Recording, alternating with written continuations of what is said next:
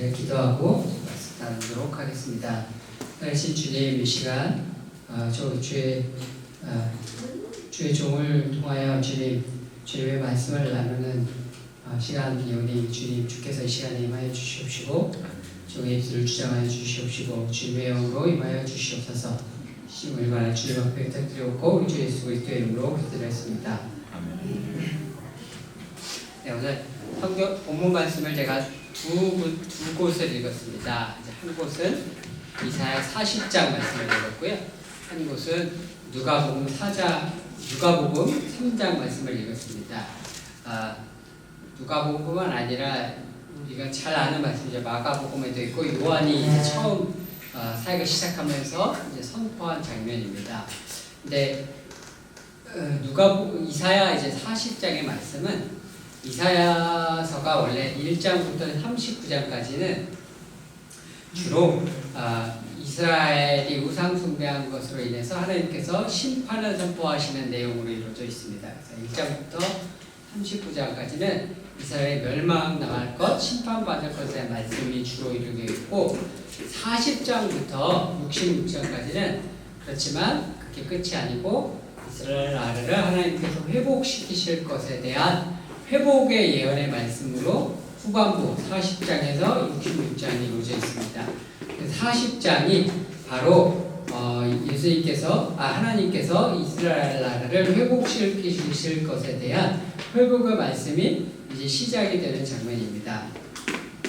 근데 이사야서뿐만 아니라 에스겔서나 에레미야서도 보면 앞쪽에 보면 이스라엘 나라를 심판하실 것에 대한 장면이 굉장히 많이 있죠.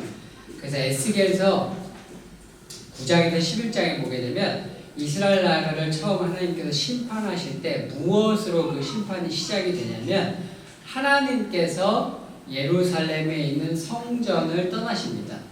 하나님께서 그 성전을 떠나시면서부터 심판이 시작되어지고 이스라엘 나라가 바빌론에게 멸망을 당하게 되는 거거든요. 그래서 물리적인 성전은 있으나 하나님께서 그 땅에 거하시지 않으면서 그 땅에 심판이 시작이 돼요. 그래서 이스라엘 사람들은 그 신약시대 때가 되기까지 하나님께서 이스라엘에게로 돌아오시기를 간절히 기대하고 기대했습니다. 근데 이 하나님께서 이스라엘 나라로 돌아오시는 장면에 대한 예언의 말씀이 바로 이사야 40장에 있는 말씀입니다. 이 이사야 40장이 하나님께서 예루살렘으로 돌아오시는 장면에 대한 예언의 말씀인데 어떻게 돌아오시냐면 예루살렘에 돌아오시기 위해서 높은 산과 낮은 산을 무너뜨리고 골짜기를 메워서 평지를 만들어요. 평지를 만들어서 평지를 만드는 게 뭐냐면 왕이 오실 대로, 왕의 대로를 수축하는 겁니다. 왕이 오는데 왕이 구분기로 골짜기와 산이 이런 데로 오시는 것이 아니라 높은 산과 낮은 산을 낮추어서 그리고 골짜기를 메꿔서 이제 평지를 만들어서 평평한 일종의 고속도로 같은 왕의 대로를 만들어서 그 대로로 예수님께서 이제 왕이신 하나님께서 다시 예루살렘으로 오시는 장면이 이사야 40장입니다. 제가 아프리카에 있을 때 제가 있던 신학교에 바이블 칼리지에 그 대로에서 여기 제 바이블 칼리지에 들어가야 되는데 여기가 비포장도로였어요. 비포장도로면은 어떻게 되냐면 무기가 되면은 이 비가 오면 땅이 무너져요. 그러면 차가 지나가면 어떻게 되냐면 비포장도로이기 때문에 이게 도로의 모양이 계속 바뀌어요. 차가 계속 꿀렁꿀렁 하면서 이렇게 갑니다. 차가 지나갈 적마다 그 도로의 모양이 울퉁불퉁한 게 계속 바뀌어요. 그러니까 왜냐하면 이쪽이 높고 이쪽이 낮으니까 차들이 이쪽 땅이 무르니까 이쪽 높은 데를 가서 여기를 평탄하게 만들려고 이 높은 데를 가요. 그럼 거기에 딱 푹 꺼지거든요. 그럼 다시 이쪽이 올라와요. 그러면 이쪽이 높아지고 이쪽이 꺼지고. 그럼 다음 오는 차가 또 이쪽으로 오죠. 그럼 여기 꺼지고 여기 높아지고 계속 그렇게 반복이 되면서 차가 이제 꿀렁꿀렁 계속 이 울퉁불퉁한 울퉁불퉁한 데를 다녀야 돼요. 그래서 학교에서 저희가 그쪽 시청 이쪽에다가 문의를 좀 했었어요. 이거 좀 나라에서 여기 도로를 좀 포장을 해줄 수 없냐. 여기 지금 신학교가 있고 사람들이 많이 지나다니는데 도로를 포장해 줄 수 없냐. 그랬더니 뭐 예산이 없대요. 예산이 없는데 한 가지 그 시청 관계자가 방법이 하나 있다고 가르쳐 주더라고요. 뭐 방법 뭐냐 그랬더니 너희 대통령이 너희 신학교에 거기에 뭐 축사를 하러 오면 된대요. 그러면은 대통령이 거기로 오기 때문에 대통령이 그런 길을 갈 수 없기 때문에 대통령이 거기 오는 게 되면은 그렇게 행사가 확정이 되면은 거기도로 그냥 포장된대요. 왜냐면 왕이 행차를 하는데 왕이 그런 길을 올 수 없다는 거죠. 그래서 그 평지로 고속도로를 평탄하게 이게 깔아주게 된다는 거예요. 그게 왕이 행차하는 왕이 오는 왕의 길, 왕의 대로입니다. 근데 그래서 이사야서는 왕이 오실 왕이신 하나님께서 다시 오실 그 왕의 길을 만들고 그 길을 수축하는 것에 대해서 얘기를 하고 있고, 사실 요한이 사역을 시작을 하면서 이 말씀을 선포하면서 했던 이야기는, 복음서에서 했던 얘기는 왕이 곧 오신다. 우리의 왕이신 하나님께서 예수님으로 메시아가 곧 오신다. 메시아는 이스라엘의 왕이거든요. 그러니까 왕이신 예수님께서 오시니 예수님께서 오시는 그 길을 예비하고 준비하라고 했던 사역이 바로 이제 사도 요한의 사역이었습니다. 그러면 왕의 대로를 수축하기 위해서 해야 되는 일은 뭐냐면 높은 산과 낮은 산은 무너뜨리고 골짜기는 메우는 역사입니다. 이게 어떤 일이냐면 이게 바로 사실 예수님께서 이 땅에 오셔서 하신 사역을 한마디로 요약하자면 높은 산과 낮은 산을 무너뜨리고 낮은 산을 메워서 평지를 만드신 사역이라고 우리가 할 수가 있습니다. 무슨 말이냐면 예수님께서 오셔서 하신 사역이 첫째, 바리새인과 사두개인과 서기관들을 향해서는 예수님께서 그들을 향해서 독설을 아끼지 않으셨어요. 이 독사의 자식들아 라고 해서 그들의 하나님보다 높아진 종교 시스템, 하나님 외에 종교적인 모습으로 하나님보다 더 높아져 있는 그들의 전통, 그들의 조상의 유전, 그들의 성경 해석, 그들의 신학, 이런 그들의 갖고 있었던 어떤 그 모든 성전에 관한 생각들, 그 모든 하나님보다 높아진 교회 안에 그 시대에 그들의 신앙 속에서 하나님 자체보다 높아졌던 그 모든 것들을 낮추시는 역할을 했습니다. 그래서 이 높은 산과 낮은 산을 무너뜨리는 역사는 하나님보다 높아진 우상의 세력들을 무너뜨리는 역사도 해당이 되겠고, 하나님은 섬긴다 하지만 하나님을 섬긴다고 하는 교회 안에 종교적 시스템 안에 들어와 있는 하나님보다 높아진 모든 종교적 시스템을 무너뜨리는 역사가 포함이 됩니다. 그래서 예수님께서 오셔서 하신 첫 번째 사역이 뭐였냐면 바리새인과 사두개인과 서기관들이 가지고 있는 하나님보다 높아진 그 모든 종교적 시스템, 전통과 유전을 무너뜨리시는 사역을 했습니다. 그것들을 무너뜨리시는 사역을 한편에서 했고, 한편으로는 어떤 사역을 했냐면 병자와 고아와 과부와 그 사회에서 원통하고 애통하고 소외받고 그 마음이 슬프고 그 마음이 위로받기를 원하는 그 마음의 골이 깊은 그 사회에서 사람 취급받지 못하던 그런 사람들을 위로하는 사역을 하셨죠. 그 사역이 뭐냐면 그게 바로 골짜기를 메우는 사역입니다.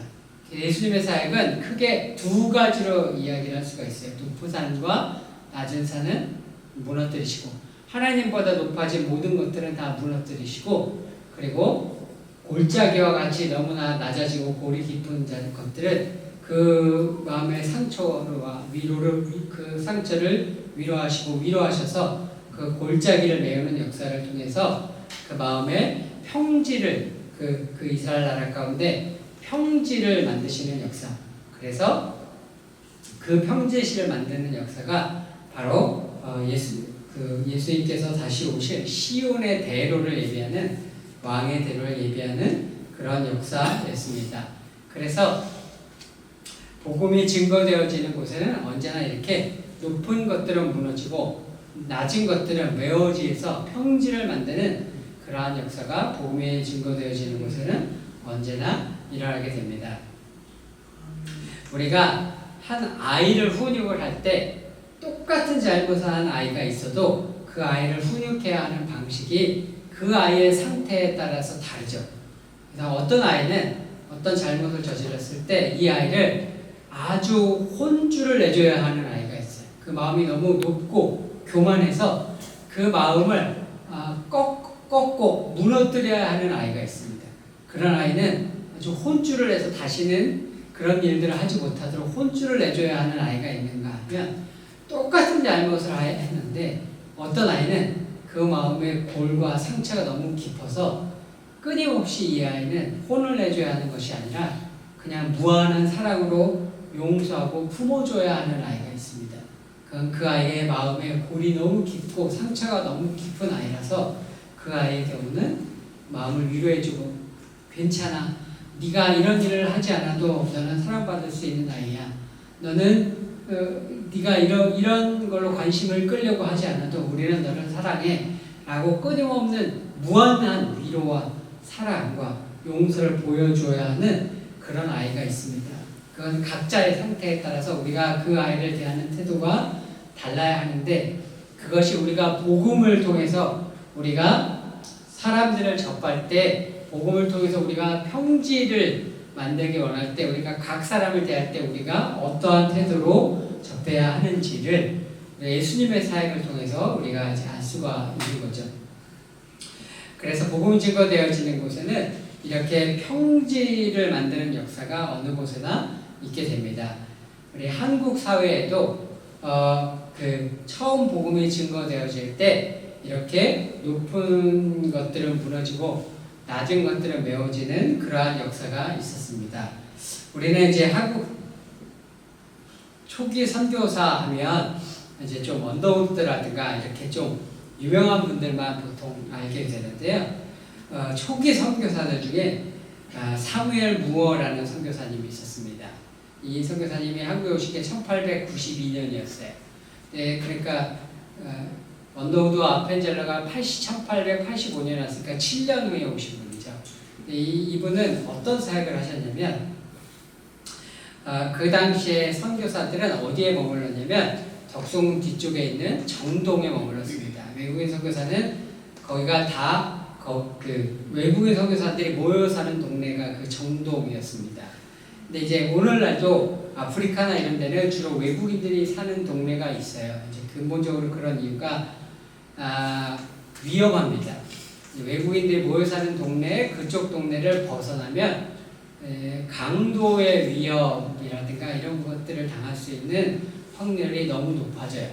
그렇기 때문에 외국인들은 이제 외국인들이 거처하는 곳에 이제 보편적으로 모여 살죠.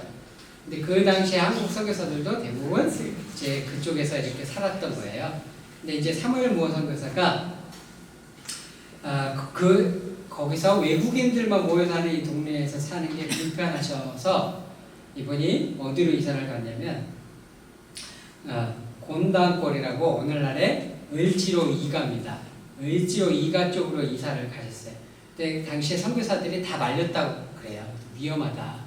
여기를 벗어나서 어떤 일이 있을지 어떻게 아느냐 하는데 이분의 마음이 이제 예수님께서 복음을 전하실 때 늘 가난한 자들과 소외자는 자들과 함께 있으셨는데 여기 정동 외국인들 선교사들 있는 구역에서 고관 대작들만 있는 동네에서 이렇게 사는 것이 복음을 증거하는 데 합당하지 않다라고 생각을 해서 이분이 위험을 무릅쓰고 곤단골이라는 을지로 2가 쪽으로 이제 옮기셨습니다. 거기서 야소교 학교도 하시고 교회를 하셨습니다. 근데 그쪽에 이제 처음에는 이제 양반들이 학당하고 교회에 이제 좀 온 거예요. 이제 예수교라는 게 이제 서양에 대한 관심을 일반인들 하층민들이 가질 리가 없잖아요. 그러니까 양반들이 서양문에 대한 관심으로 모여들어서 양반들이 몇 명 모여서 이제 예배를 드리고 학교를 하게 됐습니다. 그런데 학교 학생들 중에 그 백정 아이가 하나가 있었대요. 이 백정 아이가 하나가 있었는데 이 백정 아이가 하루는 어느 날 이 사무엘 무어 선교사에게 뛰어왔습니다. 자기 아버지가 아프다. 아버지가 아픈데 좀 도와달라 하고 이 아이가 뛰어왔습니다. 그래서 사무엘 모어 선교사가 가봤더니 집이 어디냐면 이제 관운골이라고, 관운골이 아니면 종로 2가입니다. 종로 2가 대로변 뒤쪽에 가면, 뒤쪽에 우리 식당들 있는 종로 2가 그쪽 골목 있죠. 그쪽이 백정들이 사는 동네였어요. 왜냐하면 백정들도 그 왕궁이나 이 고관 대작들한테 이 고기를 늘 대접을 해야 되잖아요. 그 백정들도 그렇게 종로, 을지로 이런 양반들 사는 동네에서 멀지 않은 곳에 살았던 거예요. 그래서 종로 2가 그 뒤쪽에 그쪽 동네 관운골이라는 동네에 살았는데 거기에 이제 가봤더니 아버지가 이제 열이 펄펄 끓어서 이제 아파서 있는데 백정이고 천민이니까 이곳에 아무도 와서 이제 이 사람을 돌봐주려고 하지 않는 거죠. 그래서 사무엘 모어 선교사가 누구를 데리고 왔냐면 헤론이라는 선교사를 데리고 왔습니다. 헤론 선교사는 제중원의 2대 원장입니다. 제중원의 초대 원장이 우리가 알렌 선교사잖아요. 알렌 선교사가 그때 그 제중원 1대 선교사였고 알렌 선교사가 제중원을 시작을 했는데 바로 이 사람이 알렌 선교사는 그 미국 공사가 됐습니다. 미국 공사가 떠나면서 그 자리를 차지해서 정치인이 됐고 제중원의 2대 원장으로 누가 왔냐면 헤론이라는 선교사가 왔습니다. 이 헤론이라는 선교사는 미국 국장교회에서 2명의 선교사를 보내기로 했는데 누구냐면 첫째는 교육 선교사로 언더우드, 의료 선교사로 이 헤론이라는 선교사를 보내기로 했습니다. 그래서 원래 국장교회에서 보낸 선교사 교육 선교사 1호는 언더우드, 의료 선교사는 1호가 헤론인데 이제 알렌 선교사가 원래 중국에 선교를 하다가 중국에 잘 안 맞아서 이제 그 한국에 공사로 있는 푸트라는 공사가 친구여서 그 공사가 너 그러면 여기 와볼래? 해서 이제 한국에 오게 돼서 먼저 입국을 하게 됐죠. 알렌 선교사가. 그랬는데 원래는 국장교회에서 1호 선교사가 이 헤론이라는 선교사입니다. 이 헤론이라는 선교사가 제중원의 2대 원장으로 재직을 하고 있으면서 고종의 주치 역할을 하고 있었어요. 고종의 주치니까 이게 임금님의 주치잖아요. 임금님의 주치가 백정들이 사는 동네에 와서 이 백정을 치료를 해준 거예요. 그러니까 이 백정의 입장에서는 너무나 이게 놀라운 일이죠. 임금님의 주치가 백정인 천민 중에 천민인 자기를 위해서 이 누추한 곳에 와서 자기를 치료해 주다니 너무나 놀라운 일이어서 너무나 고마워서 돈을 좀 드리려고 했는데 이제 사무엘 모어 선교사나 헤론 선교사가 돈을 안 받는 거죠. 돈을 안 받으니까 이 양반을 위해서 내가 뭐 좀 해줄 게 없을까 이 백정이 생각을 하다가 이 양반이 그럼 교회를 한다는데 내가 한번 그러면 교회를 나가주는 게 이 양반한테 좀 도움이 되는 게 아닐까 싶어서 이 사람이 교회를 나간 거예요. 교회를 나갔는데 당시 교회는 양반들만 몇 명 있었거든요. 이 양반들이 난리가 난 거죠. 백정이 들어오니까 교회 백정이 들어오니까 첫날은 예배를 드렸는데 예배를 끝나고 이제 사무엘 모어 선교사한테 이 양반들이 우리는 백장하고 같이 예배를 드릴 수 없다. 이 조선은 유교국가다. 유교국가는 반상의 구벌이 가장 기본인 이념인 국가다. 근데 어떻게 양반이 가장 천민 중에 천민인 백정과 한 곳에 예배를 드릴 수 있느냐? 우리는 예배를 드릴 수 없으니 저 백정을 쫓아내달라. 이렇게 부탁을 했습니다. 사무엘 모어 선교사가 그 얘기를 받아들여 주질 않았어요. 하나님의 나라에는 양반도 없고 백정도 없고 상놈도 없습니다. 하나님의 나라에는 모든 사람이 다 동일한 하나님의 백성일 뿐입니다. 그래서 이 사무엘 모어 선교사가 이렇게 얘기를 하니까 이 양반들이 그러면 우리는 여기에서 같이 예배를 드릴 수가 없으니 우리가 나가겠다 라고 해서 교회를 갈라져서 나갑니다. 그래서 이분들이 어디로 가냐면 홍문석골이라고 오늘날의 인사동입니다. 인사동에 가서 자기네 교회를 따로 만들었어요.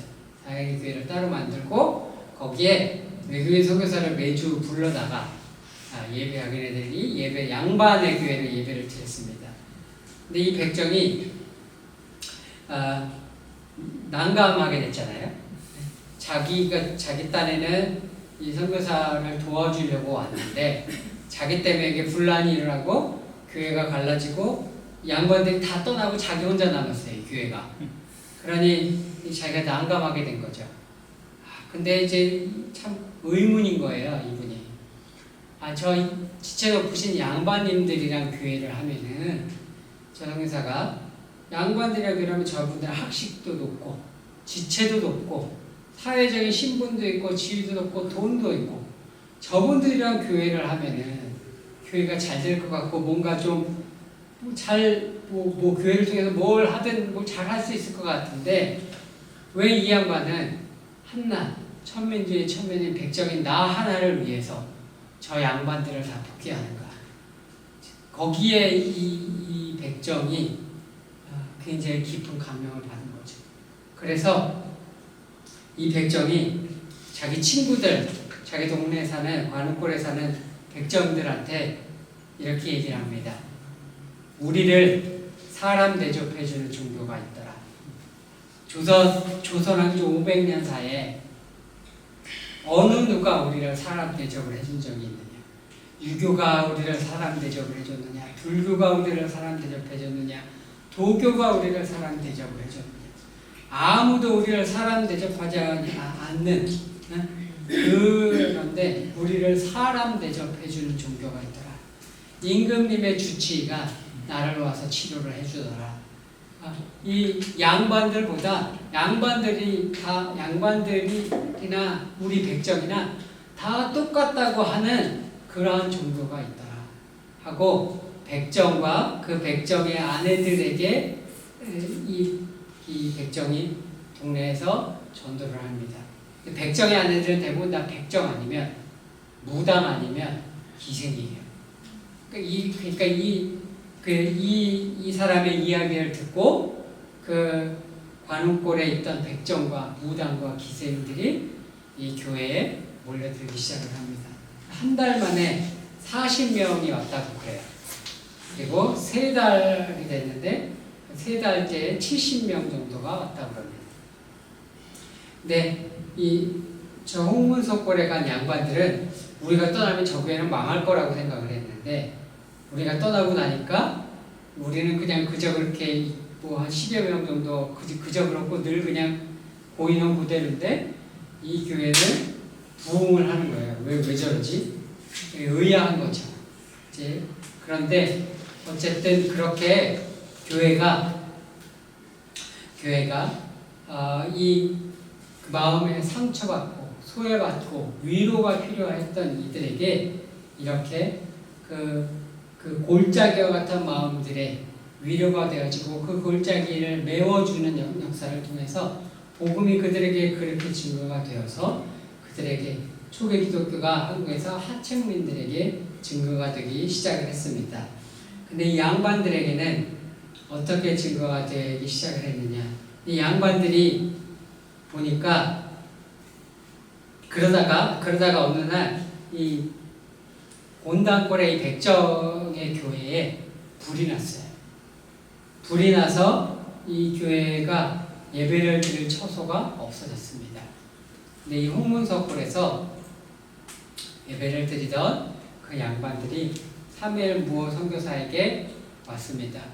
와서 선교사님, 저희가 그동안 성경을 읽고 성경을 공부하고 해보니 선교사님이 말씀하신 대로 하나님 나라에는 양반도 없고 백천민도 없고 상놈도 없고 동일한 하나님의 백성이라고 하는 선교사님의 말씀이 옳은 것을 이제 저희가 성경 말씀을 공부하고 예배를 드리고 복음을 알아가다 보니 깨닫게 됐습니다.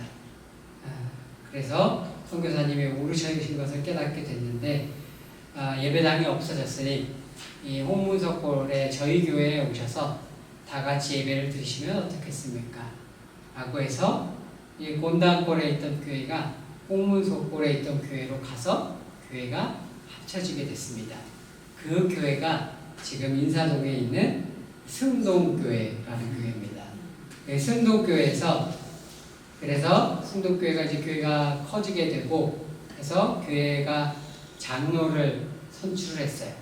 장로를 선출하는데 초대 장로로 후보가 2명이 올랐습니다.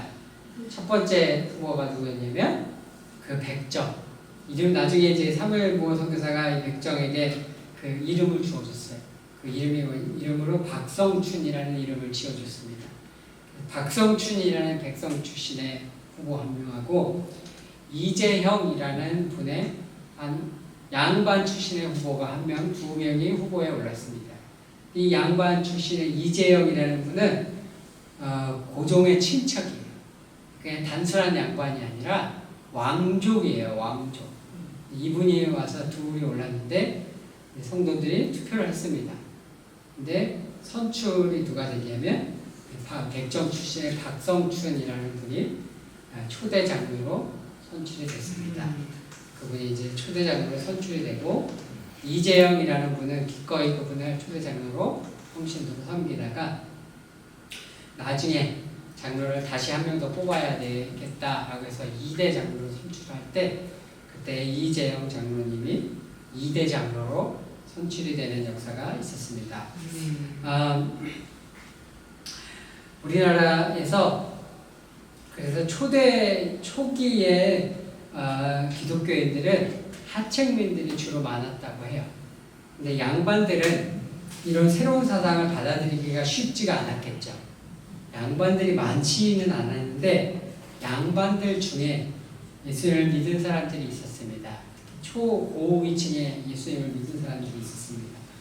그 사람들이 어떤 사람들이었냐면 서재필 박사, 우리가 잘 아는 윤치호 선생 이런 분들입니다.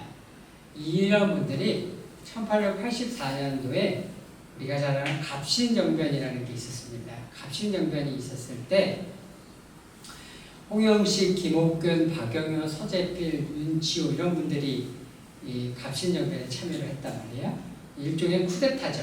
그래서 수구파를 물리치고 우리가 정권을 잡아서 우리나라를 이제 개혁하겠다고 하는 젊은 개혁파 고위 관료들이었습니다. 이 사람들은 홍영식이라는 사람은 어떤 사람이냐면 아버지가 영의정 출신이에요. 그리고 그 전에 1883년에 오빙사라고 고종이 미국에 시찰단을 보냅니다. 그 시찰단을 보낼 때 대표가 누구냐면 민영익이었어요. 그 부사가 누구냐면 이 홍영식이라는 인물이었습니다. 부대표로 미국을 간 거예요. 그래서 일본에 가서 배를 타고 증기선을 타고 미국을 가서 철도를 타고 그 워싱턴 DC까지 가서 미국 대통령 그때 피오도 루즈벨트 대통령을 만났습니다. 근데 그리고 이제 돌아올 때 이 피오도 루즈벨트 대통령이 미국 군함을 태워줘서 돌아와요.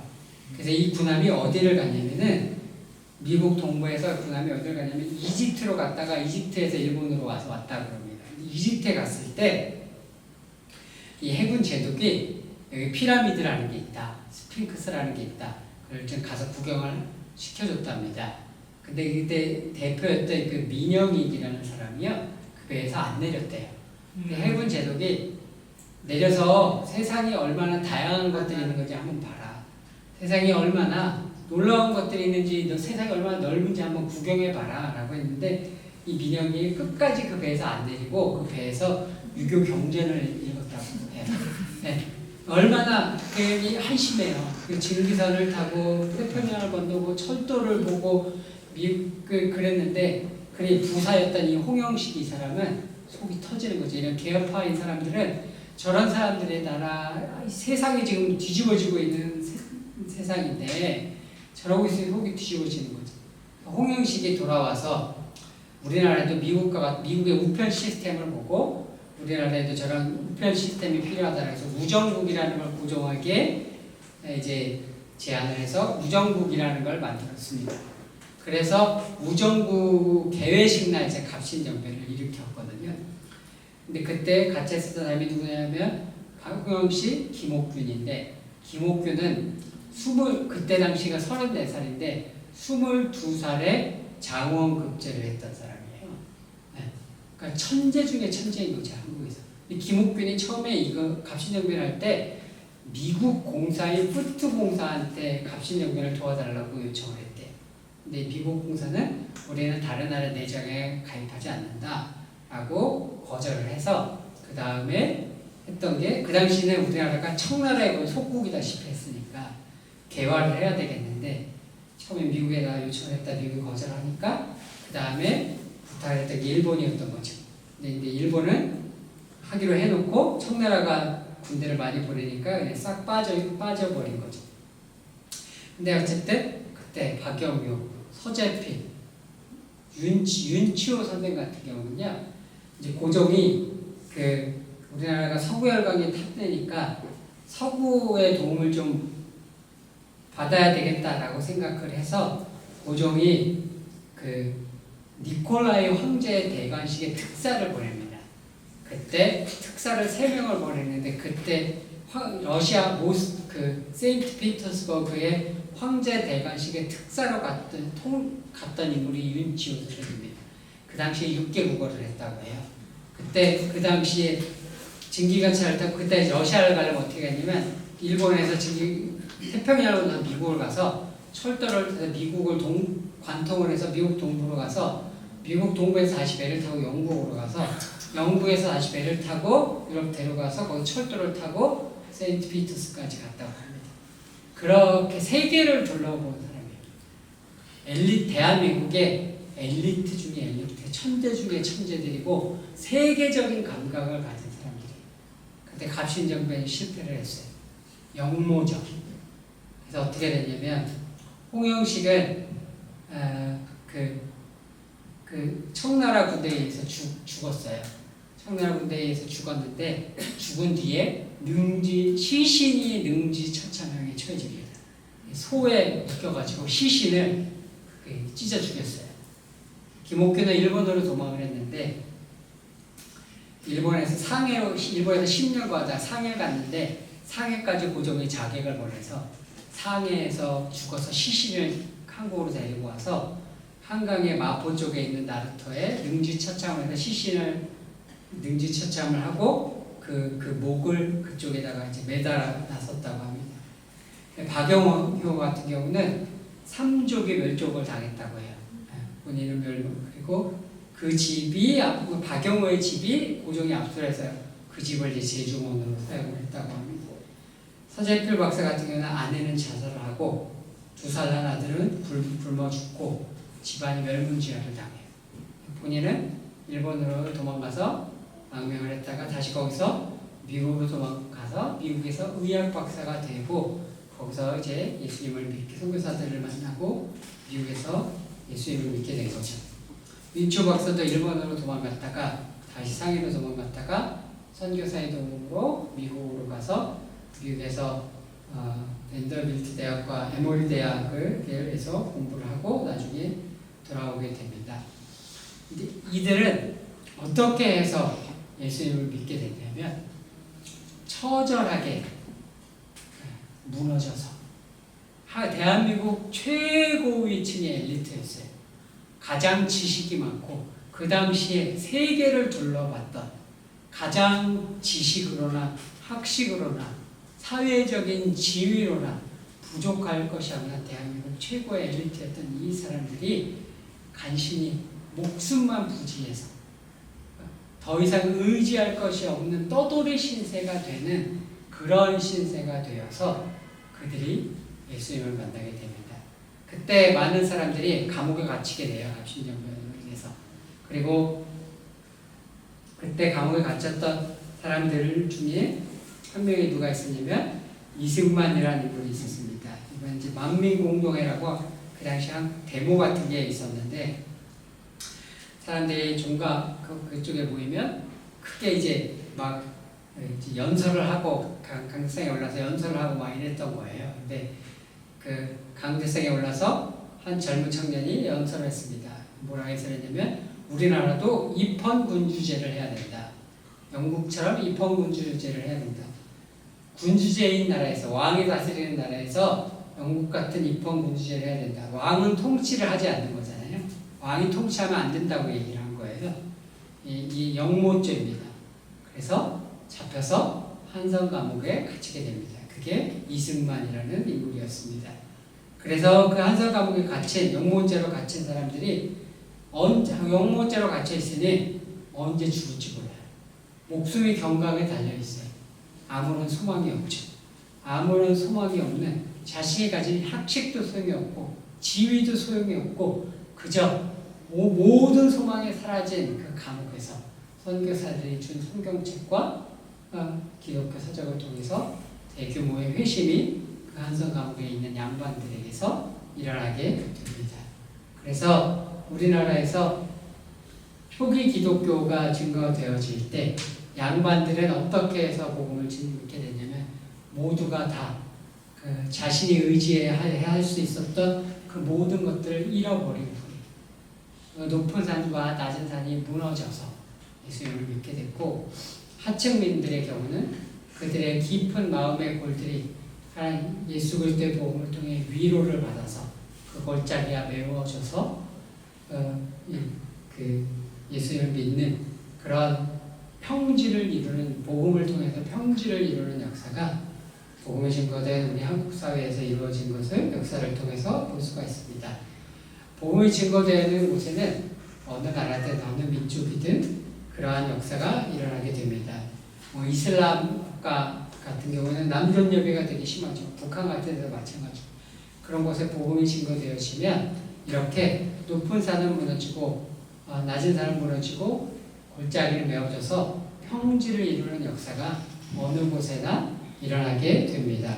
그리고 그것이 한 민족, 한 나라뿐만 아니라 한 가정에도 그런 복음의 역사는 그러한 평지를 이루는 역사를 가져오게 되고 가정뿐만 아니라 한 개인에게서도 그의 심령 가운데서도 그런 일들이 일어나죠. 우리가 복음 예수 그리스도를 믿게 되면 우리 안에 있는 교만들이 낮추어지게 되고 우리 안에 낮은 골짜기와 같은 것들은 마음의 위로 예수 그리스도를 통해 마음의 위로와 사랑을 입어서 메워져서 회복되어져서 우리가 우리 마음 가운데 예수님께서 오실 왕이 오실 왕의 대로 시온의 대로가 평탄하게 예비되어지는 것을 볼 수가 있습니다. 평지를 다 그래서 예수님께서 초림하실 때 그렇게 높은 산과 낮은 산을 무너뜨리고 골짜기 메우시고 평지를 이루시는 사역을 하실 뿐만 아니라 재림하실 때도 예수님께서 오실 때 그렇게 하시는 거죠. 심판을 통해서 모든 예수님보다 하나님보다 높아진 모든 것들을 무너뜨리시고 그리고 그 시대를 살아가면서 위로와 핍박 가운데 위로가 필요한 이들을 위로하시면서 예수님께서 재림하실 때 평지를 만드시면서 재림을 하시게 됩니다. 평지를 그렇게 다 만드시면 어떻게 되느냐 하면 오늘 우리 함께 이걸 본문 이사야 40장 5절 말씀해 주니까 여호와의 영광이 나타나고 모든 육체가 그것을 함께 보리라. 평지를 다 만드시게 되면 예수님께서 재림하시고 하나님의 영광이 모두 드러나게 되는 것을 보게 됩니다. 그래서 예수님께서 재림하시게 되면 모든 세상은 평지를 만들어서 예수님께서 다시 오시는 재림의 길들을 얘기하는 삶입니다. 우리가 겉으로 보는 종교적인 형태의 모습을 통한 사역만 사역이라고 생각하는데 그것이 아니라 우리가 사람들과 관계 속에서 교파지 교만한 마음들을 가진 자들을 회개할 수 있도록 도와주는 것, 위로받아야 할 자들을 위로해 주는 것 모두가 복음을 증거하고 평지를 만들고 예수 그리스도의 재림을 예비하는 그러한